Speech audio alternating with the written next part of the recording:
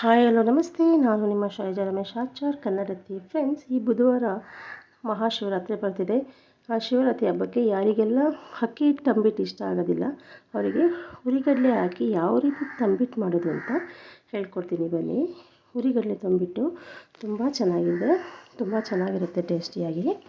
ನೋಡಿ, ಈ ರೀತಿ 1 ಕಪ್ಪು ಕಡಲೆ ಬೀಜ ತೊಗೊಂಡು ಲೋ ಫ್ಲೇಮಲ್ಲೇ ಈ ರೀತಿ ನಿಧಾನವಾಗಿ ಚೆನ್ನಾಗಿ ಹುರಿದಿಟ್ಕೊಳ್ಳಿ. ಲೋ ಫ್ಲೇಮಲ್ಲೇ ಹುರಿಬೇಕು. ನೆಕ್ಸ್ಟು ಅದೇ ಪ್ಯಾನಿಗೆ ಸ್ವಲ್ಪ ಒಂದು ಅರ್ಧ ಕಪ್ಪಷ್ಟು ಬಿಳಿ ಎಳ್ಳು ಹಾಕ್ಕೊಳ್ತಾ ಇದ್ದೀನಿ. ಅದು ಕೂಡ ಲೋ ಫ್ಲೇಮಲ್ಲೇ ನೀಟಾಗಿ ಈ ರೀತಿ ಬ್ರೌನ್ ಕಲರ್ ಬರೋವರೆಗೂ ಚೆನ್ನಾಗಿ ಹುರಿದು ಸೈಡಲ್ಲಿ ಇಟ್ಕೋಬೇಕು. ನೆಕ್ಸ್ಟು ಪ್ಯಾನ್ ಆಲ್ರೆಡಿ ಬಿಸಿಯಾಗಿರುತ್ತೆ. ಗಸಗಸೆ 1-2 ಸ್ಪೂನು. ಸುಮ್ಮನೆ ಪ್ಯಾನ್ ಆಫ್ ಮಾಡಿಬಿಟ್ಟು ಈ ರೀತಿ ಹುರ್ಕೊಂಡ್ರೆ ಸಾಕು. ನೋಡಿ, ಈ ರೀತಿ ಸಾಕು. ಚೆನ್ನಾಗಿ ಹುರಿದು ಸೈಡಲ್ಲಿ ಇಟ್ಕೊಳ್ಳಿ. ಹಾಗೆ 1.5ರಿಂದ 2 ಕಪ್ಪು ಹುರಿಗಡಲೆನ ಈ ರೀತಿ ಮಿಕ್ಸಿಗೆ ಹಾಕೋತಾ ಇದ್ದೀನಿ.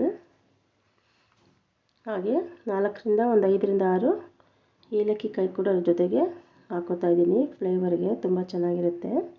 ನೋಡಿ, ಈ ರೀತಿ ನಮಗೆ ಎಷ್ಟಾಗುತ್ತೋ ಅಷ್ಟು ಈ ರೀತಿ ಪೌಡರ್ ಮಾಡಿಟ್ಕೋಬೇಕು. ಒಂದು ಬೌಲಿಗೆ ಹಾಕಿಟ್ಕೊಳ್ಳೋಣ ಅದನ್ನು. ನೆಕ್ಸ್ಟ್ ಆಲ್ರೆಡಿ ನಾವು ಹುರಿದಿದ್ನಲ್ಲ ಕಡಲೆ ಬೀಜ, ನೋಡಿ ಈ ರೀತಿ ಫುಲ್ಲು ಚೆನ್ನಾಗಿ ಆರಿದೆ. ಮತ್ತು ಸಿಪ್ಪೆ ಎಲ್ಲ ತೆಗೆದು ಇಟ್ಕೊಂಡು ಈ ರೀತಿ ನಾನು ರೆಡಿ ಮಾಡಿ ಇಟ್ಕೊಂಡಿದ್ದೀನಿ. ಅದರಲ್ಲಿ ಸ್ವಲ್ಪ ಒಂದೆರಡು ಸ್ಪೂನಷ್ಟು ಮಧ್ಯ ತಂಬಿಟ್ಟು ತಿನ್ಬೇಕಾದ್ರೆ ಸಿಕ್ಕಿದ್ರೆ ಚೆನ್ನಾಗಿರುತ್ತೆ ಅಂತ ನಾನು ಹಾಗೆ ಹಾಕೋತಾ ಇದ್ದೀನಿ. ಮಿಕ್ಕಿದ ಎಲ್ಲದೂ ಒಂದು ಮಿಕ್ಸರ್ ಜಾರಿಗೆ ನೋಡಿ ಮೀಡಿಯಮಾಗಿ ತರಿಯಾಗಿ 1-2-3 ರೌಂಡು ನೋಡಿ ಈ ರೀತಿ ಸಾಕು. ತುಂಬ ನುಣ್ಣಗೆ ಆರಿಸ್ಕೋಬೇಡಿ. ಸ್ವಲ್ಪ ಕಡಲೆ ಬೀಜ ಸ್ವಲ್ಪ ತರಿಯಾಗಿ ಸಿಕ್ಕಿದ್ರೆ ಚೆನ್ನಾಗಿರುತ್ತೆ ತಿನ್ನಲಿಕ್ಕೆ. ಅದಕ್ಕೆ ಆ್ಯಡ್ ಮಾಡ್ಕೊಳ್ಳಿ ಕಡಲೆ ಪುಡಿಗೆ.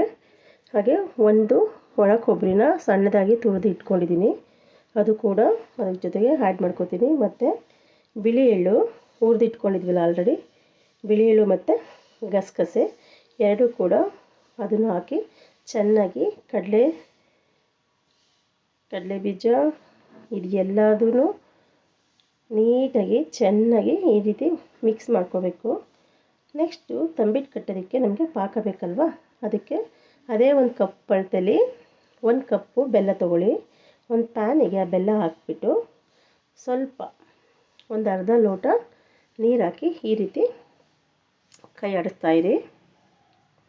ನೆನಪಿರಲಿ, ಬೆಲ್ಲದ ಪಾಕ ತೀರಾ ಗಟ್ಟಿ ಮಾಡಿಕೊಂಡ್ರೆ ಆಮೇಲೆ ಗಟ್ಟಿ ಆಗಿಬಿಡುತ್ತೆ. ನೋಡಿ, ಚೆನ್ನಾಗಿ ಬೆಲ್ಲ ಎಲ್ಲ ಕರಗಿದೆ. ಬೆಲ್ಲ ಪಾಕ ನೋಡಿ ಈ ರೀತಿ ಮುಟ್ಟಿದ್ರೆ ಒಂದೇ ಒಂದು ಎಳೆ ಬಂದರೆ ಸಾಕಾಗುತ್ತೆ ನಮಗೆ. ಈ ರೀತಿ ಬಂದರೆ ಪಾಕ ಕರೆಕ್ಟಾಗಿದೆ ಅಂತ ಅರ್ಥ.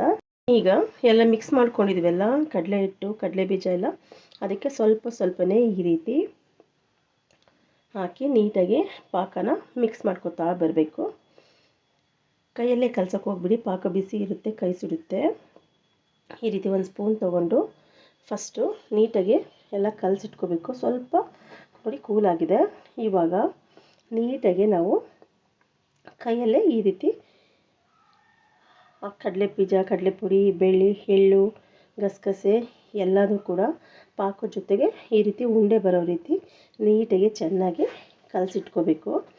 ಸ್ವಲ್ಪ ಉಳಿದಿದೆ, ಬಟ್ ಅದನ್ನು ಹಾಕ್ಕೊಂಡ್ರೆ ಮತ್ತೆ ತೆಳ ಆಗಿಬಿಡುತ್ತೆ, ಮೆತ್ತ ಆಗಿಬಿಡುತ್ತೆ, ಚೆನ್ನಾಗಿರೋದಿಲ್ಲ. ನಾನು ಅದನ್ನು ಸೈಡಲ್ಲಿ ಇಟ್ಟಿರ್ತೀನಿ, ಏನಕ್ಕಾದ್ರೂ ಯೂಸ್ ಮಾಡ್ಕೋಬೋದು. ನೋಡಿ, ಇಷ್ಟು ಹದವಾಗಿ ಬಂದಿದೆ. ನೋಡಿ, ತುಂಬಾ ಟೇಸ್ಟಿಯಾಗಿರುತ್ತೆ ಫ್ರೆಂಡ್ಸ್. ಇದು ಯಾರಿಗೆಲ್ಲ ಅಕ್ಕಿ ತಂಬಿಟ್ಟು ಇಷ್ಟ ಆಗೋದಿಲ್ಲ, ಈ ಶಿವರಾತ್ರಿ ಹಬ್ಬಕ್ಕೆ ಈ ರೀತಿ ಹುರಿಗಡಲೆ ತಂಬಿಟ್ಟು ಮಾಡ್ಕೊಳ್ಳಿ. ತುಂಬಾ ಚೆನ್ನಾಗಿರುತ್ತೆ. ಮಕ್ಕಳಿಗೆ ಮತ್ತು ದೊಡ್ಡವರು ಎಲ್ಲರೂ ಕೂಡ ಇಷ್ಟಪಡ್ತಾರೆ. ನೋಡಿದ್ರಲ್ಲ ಎಷ್ಟು ಈಸಿ ಮತ್ತು ಎಷ್ಟು ಸಿಂಪಲ್ಲಾಗಿ ಮಾಡ್ಕೊಳ್ಳೋದು. ತಂಬಿಟ್ಟು ಅಂದರೆ ಹಬ್ಬ ಎಷ್ಟು ಕಷ್ಟ ಏನೋ ಮಾಡ್ಕೊಳ್ಳೋರು ಅಂಥವ್ರಿಗೆಲ್ಲ ಈ ವಿಡಿಯೋ ನೋಡಿದ್ರೆ ಸಾಕು, ಈ ಶಿವರಾತ್ರಿ ಹಬ್ಬಕ್ಕೆ ನೀವೇ ಮಾಡ್ಕೋಬೋದು. ನೋಡಿದ್ರ ಎಷ್ಟು ಚೆನ್ನಾಗಿದೆ ಅಂತ. ತುಂಬಾ ಸ್ವೀಟು ಚೆನ್ನಾಗಿತ್ತು, ತುಂಬ ಸಾಫ್ಟಿ ಕೂಡ ತುಂಬಾ ಚೆನ್ನಾಗಿತ್ತು ಫ್ರೆಂಡ್ಸ್. ಯಾಕ್ರಿ ತಡ, ಈ ಶಿವರಾತ್ರಿ ಹಬ್ಬಕ್ಕೆ ನೀವೇ ಮಾಡ್ಕೊಳ್ಳಿ.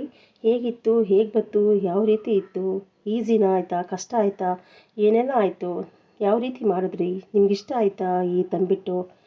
ಕಾಮೆಂಟ್ ಮಾಡಿ, ಲೈಕ್ ಮಾಡಿ, ಶೇರ್ ಮಾಡಿ. ನಮ್ಮ ಚಾನಲ್ನ ಸಬ್ಸ್ಕ್ರೈಬ್ ಮಾಡಿಲ್ಲ ಅಂದರೆ ಈಗಲೇ ಸಬ್ಸ್ಕ್ರೈಬ್ ಮಾಡ್ಕೊಳ್ಳಿ. Happy Shivaratri everyone. Thank you for watching. Thank you, thank you, thank you.